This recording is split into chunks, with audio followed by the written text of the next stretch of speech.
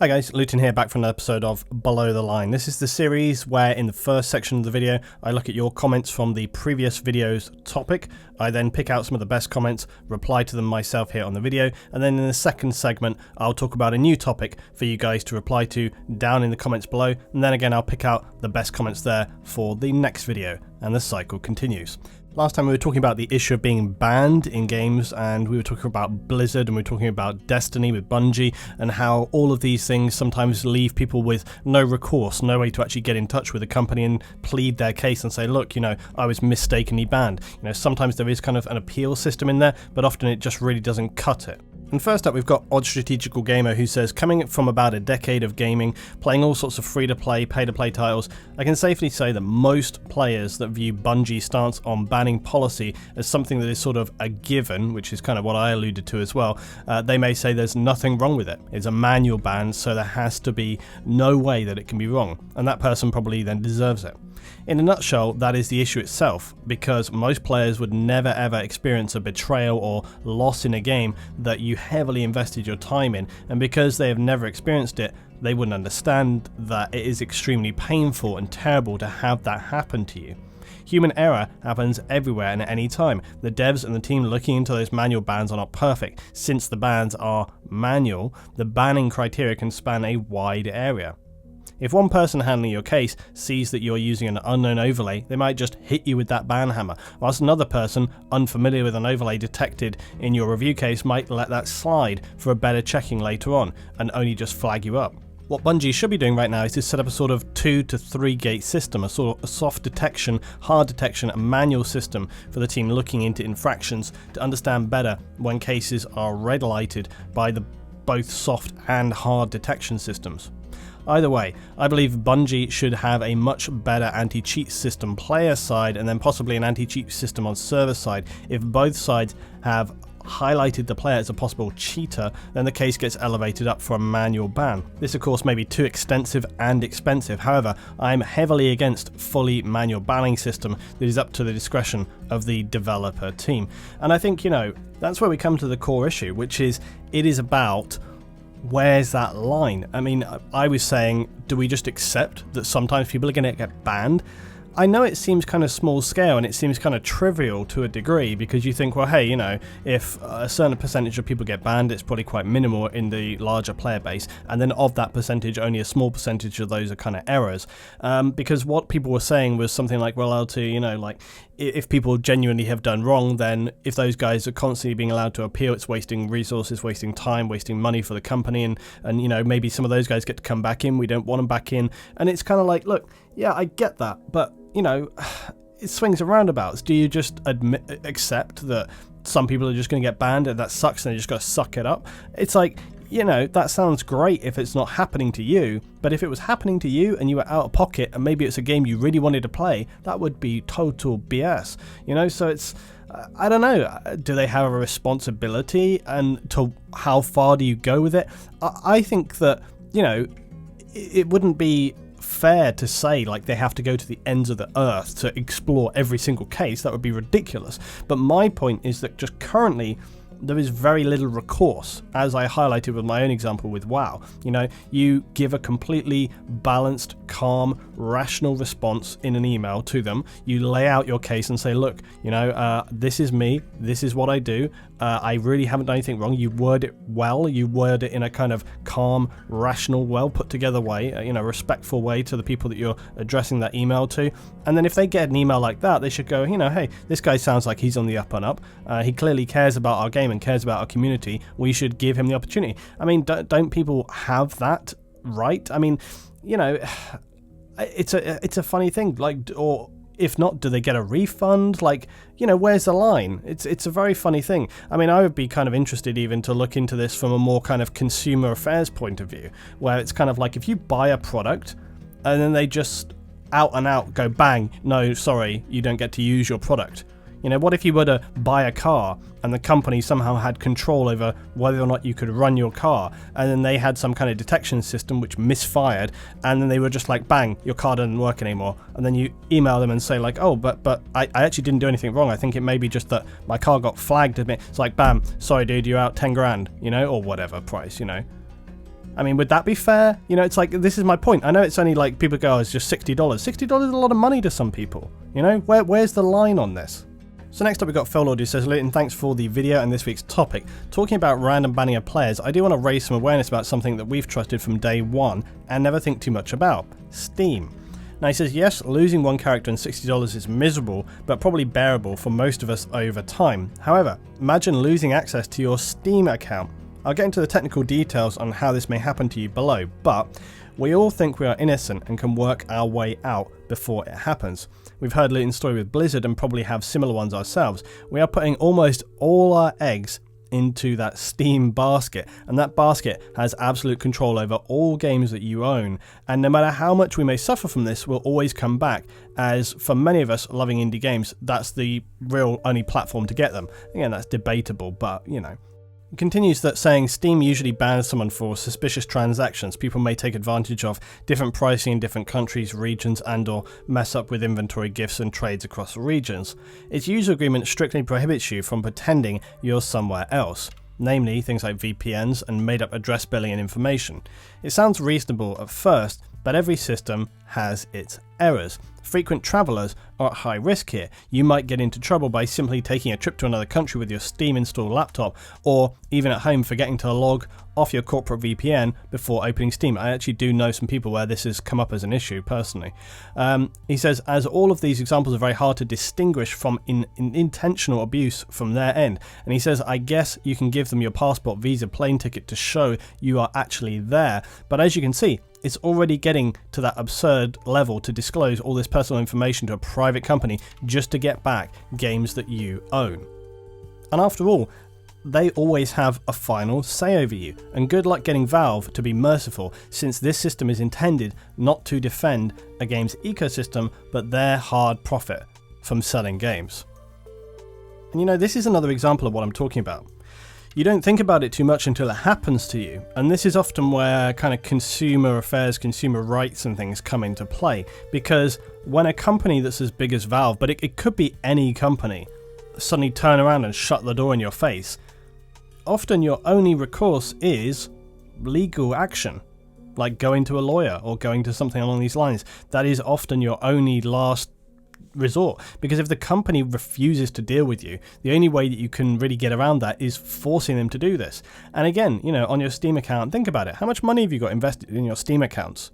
Like how much? At a guess. A few £100? More? £500? £1,000? You know, it could be a hell of a lot of money. And is it then worth it?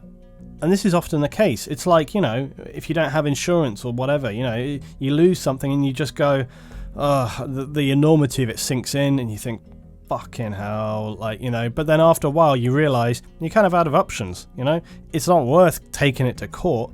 And Valve are a company that are notoriously known for not really wanting to deal with people. So this is where we're kind of coming from. These big companies end up kind of stonewalling you, and yet again, it's kind of like, well, what can you really do? Not a lot, you know. This isn't something to be kind of taken action on. The only case I guess you could try to go down the route of would be something along the lines of finding a lot of other people that had a similar situation and doing some kind of class action lawsuit to the point where the company goes, bloody hell, this is more trouble than it's worth, and then they end up settling or doing some other crap with you. But you know, this is it. This is the modern consumer world where big companies sell you stuff. If it goes wrong, you're probably going to find yourself getting kind of screwed over. And I think everybody kind of understands that. Everybody's on the same page going in on day one. On the other hand, like I said, remember the whole crux of this was, you know, look, let's say you have a bad experience with a single player game, but it's kind of narrative, or even like an FPS game, you get kicked out, banned, whatever, and you think, ugh, damn, that's really annoying. But like I say, some games people get incredibly invested in and can literally commit not only to hundreds and hundreds of thousands of hours into, but maybe a lot of money in terms of microtransactions. This is where we come back to. We're talking about microtransactions a lot recently. And so where does that leave you? Not only out of pocket for the game, but out of pocket for a lot of other stuff. Out of pocket maybe from an experience point of view. You know, you've lost a lot of personal time, investment and experience. What about if you've made loads of friends and loads of community? That was your community. You know, it could be really socially devastating. devastating to you as well. So I think sometimes it's worth to remember that there is more at stake here than just an initial outlay price. And again, you know, if a company really cares about its community, about its players, about its audience, then you would hope to think that they might actually realize this and invest at least into answering you with more than just copy and pasted stock default emails. Okay, next up, Snowstalker, who says, talking about the Destiny 2 bans are another example of why I never bought Mass Effect 3. They were banning people from Origin entirely for doing character skin mods because it tripped out an anti-cheat check for multiplayer. A single player cosmetic was triggering multiplayer checks. Now, Destiny 2 sounds about the same. I'm sure you used plenty of UI mods in WoW back in the day. I used so many UI mods back in the day, as I think one of these pictures illustrated. If you're as competitive as you sound, imagine getting banned because of a UI overlay because you wanted a better organized information than the default gives you. These are very common in MMOs, yeah, 100%. They're very widespread. And in fact, actually, I think in the background, in about one shot right now, you'll see my kind of ridiculously over-the-top overlays. There you go, a lot of overlays. But he says, the risk of getting banned with no records is why I stopped playing Counter-Strike long ago. I used to play CS semi-professionally, college students, and had part-time jobs, but averaging 35 hours a week, we were actually spending more time in Counter-Strike than those jobs, which is very gaming, isn't it? It's very hilarious. It's a very gamery thing to do. We never got paid though, so still counted as just semi-pro. This was quite a long time ago. We played CS 1.3, Steam wasn't out yet, and the only arena deathmatch players were making money. Our team had won a couple of regionals, we're getting ready to go to our first national stage match at Gen Con and E3 that year. Due to schedule conflicts, I didn't get to go to E3, where every member got a free Falcon Northwest PC, so all I had to show was a t-shirt.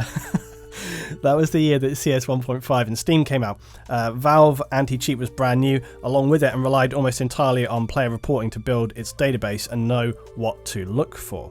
This was incredibly stressful for us because we would actually roll through public servers looking for hackers, and they were usually the only challenges we could face for practice. But that also meant we were going to be reported as hackers by people who were so far down that skill curve they couldn't see what tactics that we were using. And again, think how regularly that happens today in FPS, whether it's Battlefield, Overwatch or anything else. It's happened to me plenty of times when I've been playing Battlefield, and according to everybody, I suck at FPS, so there you go. Now, he says, after that year I quit, because the worry of losing my entire Steam account, a tiny fraction of what it is now, and again we're coming back to that, because some noobs couldn't tell the difference between hacks and skill, was just too stressful to put up with. If I'd been on the scene 2 years later, when there started to be real money involved, maybe I would have stuck out the risk, probably made a separate account to practice on without worrying about my personal account and all its games. But by the time that happened, I was in my senior year, didn't have much free time to play CS anyway. He says, I ended up staying out of CS and Valve games in general for 5 years. How much money could they have gotten from me in those years? How much from friends and teammates who followed me out because with the team broken up, they didn't have a reason to stay either. This is the damage that blind, unappealable bans do. For every cheater you get rid of, you're driving away at least one paying customer. Maybe they're a friend of a genuine cheater and upset they didn't get a warning strike first, or maybe they know they were cheating, but without them, they have no reason to stick around regardless. But maybe an innocent gets banned, and then you're losing multiple people because some of them just don't want to run the risk anymore, and others who would have joined the game stay away. And I think there's an interesting point at that end there, which is this kind of, for most of us in the public, this unquantifiable element, which is when a company starts looking at, hey, what's going on here? What's our player retention? What's our player turnover? Is something affecting us? And this is when you kind of, again, like I always say, kind of read between the lines. Why are they making a decision? Why are they making an action? You know, why are they changing something up? And try to sort of connect the dots and figure out like what is going on there. It's why, for example, I've been saying about with Star Wars Battlefront, they announced today that very surprisingly, they actually are rolling back quite a bit of what they said they were going to do with those loot crates. It's still going to be in there, but they have drastically reduced it back. And I said today, damn, that's pretty interesting. Because I reckon somebody up there has been keeping an eye on how much social media impact this has been having, how much community impact this has been having. They've done the numbers and they've gone, shit, we need to roll this back or it's going to have a big effect. Probably bigger effect than most people who were trying to be all defensive about it probably realised that it would have. I think that speaks volumes to people's awareness about just how much people care about these kind of things. But again, I think the same can apply to banning as well. Look how much traction the stuff with Destiny was getting, and is even still getting, to a point before they started to address it. They tried to give the standard stock blanket response to it, and it didn't wash. You know, people didn't want to hear it, and they had to go a little bit further. So it is interesting when they try to be dismissive, and then they actually have to come out and go, oh shit, people actually really care about this, we better actually do something real. So next up we got Rifty, who says, wow, that is one hell of a story, Lucian, about my WoW story there. It highlighted something I always feared in the back of my mind would happen to me. One of the reasons why this resonates actually speaks to what you were saying about loot boxes. One of the things that I feel gets completely ignored by the community at large is how stupidly expensive services in WoW is, or were. It is by far more expensive than every other MMO game in existence, and yet for some reason is always exempt from criticism because you don't have to spend any money on it. It's the best MMO ever, which is actually counterintuitive. It's the most profitable. It doesn't need to change what it does for services. He says, I fucking love the hatred that EA get from a wider community, even being voted as the worst company in the world twice, I believe, or making the top 10 twice, yet Activision somehow gets ignored. Its crimes are way larger. Great video, keep up the good work. Yeah, it's kind of interesting that, and again, you know, you see this with everything. It's kind of like people are selective. They pick and choose their enemies, and it's kind of, you know, some people just get black marked. Some companies get black marked, and it's like, you know, they end up being the punching bag for everything. But it is kind of bonkers how, you know, some people just get away with it scot-free. But the main reason is it's probably to do specifically with that audience. Probably most people who are kind of Activision's audience just literally don't care, or are kind of, you know, so unaware of editorial and media things wise that they just kind of don't know. They never hear about it, and if they do, they just kind of brush it off and go, yeah, whatever. You know, it's like they just probably don't care. Whereas, you know, if a company like EA do get a lot of hate and sort of, you know, I don't like to use the word hate, but they get a lot of kind of pushback maybe on some of their decisions that they make, probably shows that their community is actually a lot more engaged, which could arguably be seen as a lot more of a positive thing. You know, if you're seeing a lot more kind of community interaction and discussion, even if it's arguably negative, shows that that community is switched on and engaged enough to actually interact on that basis.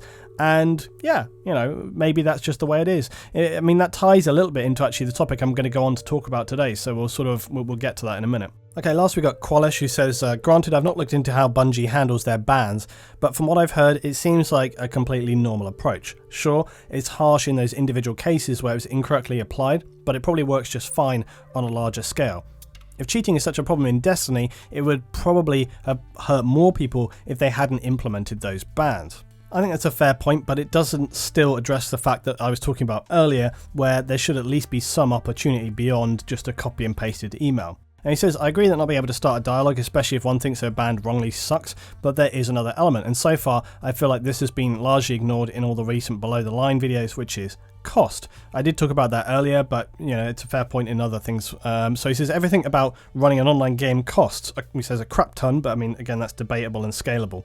You're not only paying a couple of devs to make a game, then set up a server and rake in the money. Again, I think that's pretty simplistic. I think you're kind of underestimating kind of people's general understanding about how games get made.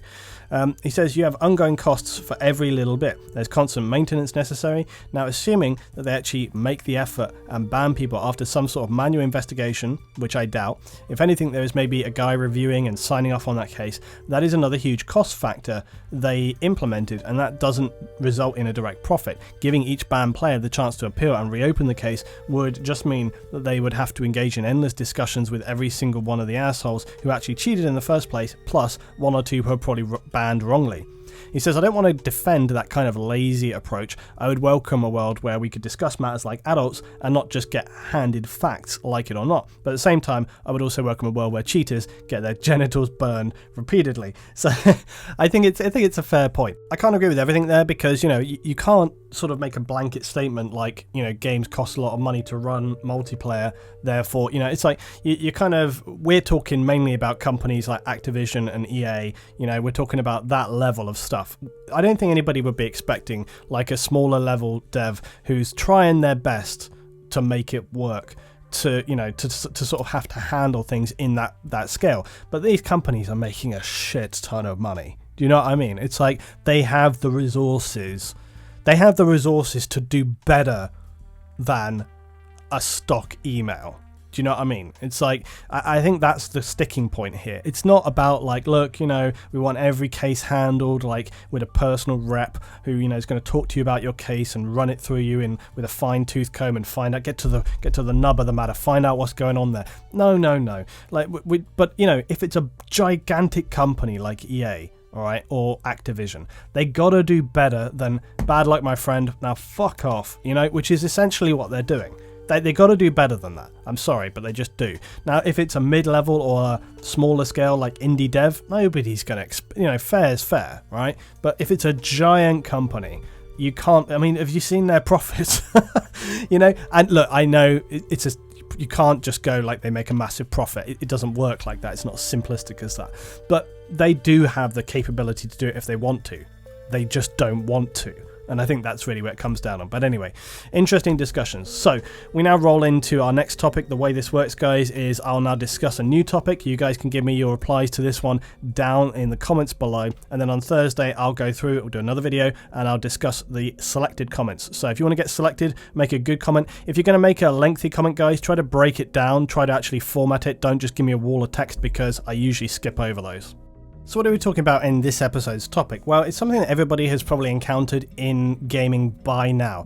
It's less a question today, but more of a discussion, okay? A reaction of your thoughts around this issue of toxicity in gaming. Now, this comes from an article this week highlighting Blizzard's failure to curb bad attitudes to others in Overwatch. And the premise being that Overwatch is a showcase game that seeks to be inclusive, diverse, and attracts a wide spectrum of players that would then all engage one another in a respectful, supportive way as the game itself displays the style and the narrative of the game. Now, this is sadly, in a word, just idealistic. It's admirable, but it's just so unrealistic. How are people shocked that didn't come to pass? For me, it's actually morosely comedic, but then I have a pretty dark sense of humour that people could be so idealistic as to imagine that was going to happen in 2017. I think that this talking point can be expanded to a discussion about what is or isn't acceptable in gaming. It is important to remember that a game environment is not the same as the internet itself. I think sometimes people forget that. They think that I'm on the internet doing this thing, and it's like, it's not the same thing. A game environment is not the same as the internet itself, and just because you paid for a product and the right to participate in that space, it doesn't equate that you just get to behave however you feel like there. Similarly, how if you were to pay to enter a club or a bar and started harassing everybody in sight and telling them to fuck off or giving them abuse, you probably find yourself pretty sharply escorted off of that premises. But then you enter into the grey areas. What constitutes a negative or an unwelcome attitude to the point whereby action should or is taken? Is it just a general consensus? Who decides that? Now, when I started reading around this, I was thinking of people with only the most acerbic attitudes and vitriol. But finding Blizzard had deemed it necessary to, this is still amazing, to create an algorithm to detect people trying to just type GGEZ in Overwatch chat at the end of a round and turn it into more harmless comment, and they've done this in WoW and other things as well. That to me just seems bizarre. And I don't want to start going down the whole snowflake triggered route, but oh, come on, like that's bonkers. And it's really missing the point. I think most ordinary players would agree we don't want to see walls of abuse in the chat. But then again, most games with some form of cross-team chat allow it to be disabled. On top of that, I really argue, what is the merit in allowing cross-game or even in-game typed chat? To a degree, I question even the point of having in-game voice chat now. I can only think of a handful of times where I have actually used it in games, and remember, I was a console player and I've been playing on PC for a long time as well. It's kind of like joining any game with a squad of random players. The times you can count where that actually worked out well for everybody are very few and far between. You might also argue, LT, simply removing people's ability to communicate isn't going to solve any kind of problem. Now, I would say yes, you're 100% right, but I'd also say that it removes this farcical situation where these companies try to find algorithms, systems, and balances to control the most negative of attitudes to others that corrosively will eat away at our social shell, if you will. What I would think is the best way forward is to say, look, chat and voice are just not enabled by default, but must be enabled by a player, so that it's still there as an option for players who maybe for whatever reason don't want to use the norms like, Discord or TS. I can understand that, console players, for example, may gravitate more towards voice over IP. It's pretty established at this point that people as well who are toxic online, tend to be pretty pathetic attention seekers, and the simple and only way to deal with them is just ignoring them. Now, when it comes to turning off stuff like voice and chat, of course you can have the flip side of that, the devil's advocate. You can say, well, okay, look, it should actually be turned on all the time, because by turning it on, people are more likely to interact. Maybe they feel more emboldened and sort of, more confident to be positive and actually engage in a constructive way with one another. It swings and roundabouts. I personally feel like turn it off. I think quite honestly, most of the time you can manage just fine, and we'll address some of that later. Now let's also talk a little bit about male and female gamers and the responses that they tend to get. Now, I could list off a range of examples, but, to save us some time, I'm just going to say it's obvious to everybody, okay? It's obvious to anybody who knows anything about this that the way that men and women are treated by each other in games is generally very different. Now, please don't try to pretend that it's any other way. It just isn't, okay? It's a sad fact, but it is just a fact. And yes, men always rip on one another, and most female gamers that I know are more than happy to take part in that banter of gaming. But if you've never bothered to see about how different it can be, you really should take some time to look at it more closely, because honestly, it is a meteoric scale of difference, and quite appalling often. And again, this comes from speaking to many female gamers that I know and have played with over like a decade or more. Now, however, notwithstanding, one thing that I've never really understood is that my personal attitude when I play is, as I've said before, I don't really have a lot of desire to speak, interact, or communicate with players I don't know in a game. Nothing against those guys, but usually if I'm playing just alone or not with other people, I'm just there to kind of grind stuff out. I'm not really looking to make a load of connections, And there are very few times where I've had it make any impact or effect where I've been trying to communicate to random players in game. I suppose the only positive time would have been back in Battlefield when players would get on comms because I was talking on comms and they wanted to actually work together. That was back in Bad Company 2 and Battlefield 3. I really doubt that would ever happen now. But this is my attitude now with communicating with random players. I generally find it's pointless, so why even enable it? And that's sad, but it's just how it is. It brings me back to my point as well with the female versus male gamer thing. Now, I've seen many female gamers, be they producers or editorializing or whatever, and often have gone out their way to highlight the terrible attitudes and advances they have to put up with. And these are important things to be aware of. Yet, at the same time, all the while, found myself wondering, why don't they just disable chat and mute the communications? And I remember discussing this also with my ex-girlfriend, who was also a big online gamer, and she would agree that when in games, she just never really saw the point of communicating with random players because 99% of the time, it just ended badly. But she also played as part of a regular squad who were just normal and respecting. So you see, that's my point, is like, when it is on this random scale, in very much a similar way to the internet. If you engage at the internet or if you engage in gaming with a large random spectrum, like it or not, that random spectrum tends to be pretty corrosive because that's just how it is and it's out there. But if you want to find that selected group of players, that group of people who you can work with and get on with and actually speak to each other like normal guys, you can find that too. But putting yourself out there and going, oh my god, look at how terrible it is. But we know this. We know this is the thing. We know that the online world can be a horrific, very toxic place, but it is what it is. And my brother hates that phrase because he always says it's completely meaningless, but it's true. It is what it is.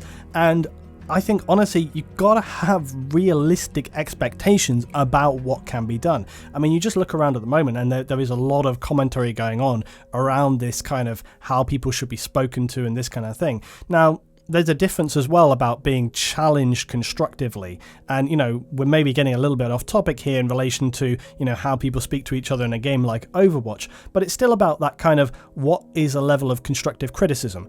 Is someone saying GG really that damaging to your person? Now, on the other hand, if someone is literally spamming you with like racial, sexist or like death threats, then fair enough. That's a whole nother level, right? But again, it does kind of come back to what I said at the beginning, which is kind of who's drawing that line. Well, I'll tell you who's drawing that line. The game companies are drawing that line, so they are the ones who can kind of implement some kind of system there if they should so wish. And that's where you come back to those kind of algorithms, and that's where you come to games like League, who have set up systems to kind of detect this and actually have it working pretty well. Still, at the same time, how much do you want to regulate these kind of environments? Would it not be better to just say, look, it causes way more trouble than it's worth, and we'll turn it on, but maybe you have to be like actually friends with someone in order to have that work? Now, again, I know that does kind of undermine, it does kind of destroy this idealistic vision of people just coming online and working together and getting along. Now, that can still happen. I have played many games where I've had experiences where that can happen, but at the same time, I'm pretty sure that, if you just tend to experience a lot of very negative interactions with other people, you do most of the time have the option to just disable it. But with all this said, the thing is, for most people, it doesn't still get to the cause of the issue, which is the online world is uninhibited. These people feel empowered to be not necessarily their true selves, but I would suggest they are more themselves without any rules or boundaries, without self-discipline or control. And this is perhaps because just, in their own lives, they have maybe very little empowerment, and it's the only way that they're able to feel powerful or validated. It's that classic attitude of a bully or an abusive person lashing out at others to cause them misery to make up for their own shortcomings in their own lives, kind of kicking down. But this is all obvious stuff. It's all stuff we know. And what's my point? Well, my point is that what do games think they're going to achieve by trying to clamp down, limit, or inhibit this behavior? It's like trying to treat a global pandemic with a placebo. If it has any effect at all, it's just going to be token and completely bypasses the underlying cause. It's why imprisoning people for minor or even medium level crimes doesn't really help either, because again, the issue there is usually social inequality or deprivation. Just slamming people in jail really doesn't solve the core issue. They come back out, they're going to reoffend because you haven't addressed the problem in the first place. And that's where the same thing comes with online toxicity. Online toxicity is simply the symptom of the underlying deprivation of the human condition on a global scale. Clamping down on a few people here and there with algorithm-based bans is going to do absolutely zero. Might help in some minor way, but it absolutely fails to address a wider issue. And then again, we come back to saying, well, it's idealistic. You can't hope to form a positive, inclusive community when everywhere you look in society, you see generally nothing of the sort. The very best way to create a community like this, which is positive, inclusive, sadly to make it an invite-only affair, where you bring in the people of quality, the people who know how to control themselves like decent human beings, and not like someone that's devoid of all empathy or respect for others. Because if you have it open and public, and you just, go, hey, it's a come one, come all affair, and hey, everybody play nice while you're at it, however you like to imagine, it will not happen. That isn't going to happen. And again, isn't forcing certain people to behave a certain way even slightly undermining the whole principle of that in the first place? Like, isn't it slightly a hypocrisy? Now, there is a positive side in this, to realise that we can all make a difference here. Again, it's much like my perspective with microtransactions. The change starts with all of us. And it's a little bit chintzy, but whatever. To be positive, to help each other out, and if you want to start a community, then go ahead and start one. And maybe I should make a video here where I talk about this, as it's something that I've done over and over again over the past 25 years of being a gamer, starting communities, bringing people together. And I think it's one of those things where people may feel like they don't know where to begin if they've never done it, if they've never tried. But what I'll say is that those communities, those clans, those guilds, whatever you want to call them, they've existed in gaming for as nearly as long as gaming has existed. And there's a pretty good reason for that, which is it keeps the heathens at the gates. Maybe instead of looking forward, starry-eyed, to an imagined reality where every stranger is a friend you haven't met, people should just take a look around at the world we live in and realise that that's sadly, as I keep saying, idealistic at best, profoundly ignorant at worst.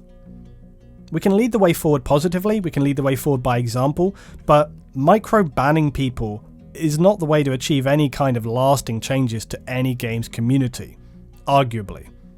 It's a temporary token gesture that's going to ultimately be a waste of resources and time. Public gaming sessions, they're just sadly a lost cause, and I think there probably always will be. Guys, tell me your thoughts about this issue of toxicity in specifically gaming, and maybe tell me about any positive and inclusive communities that you have been a part of. Thanks for watching, thanks for listening. This is Below the Line, back on Thursday with another episode. Look forward to seeing you then.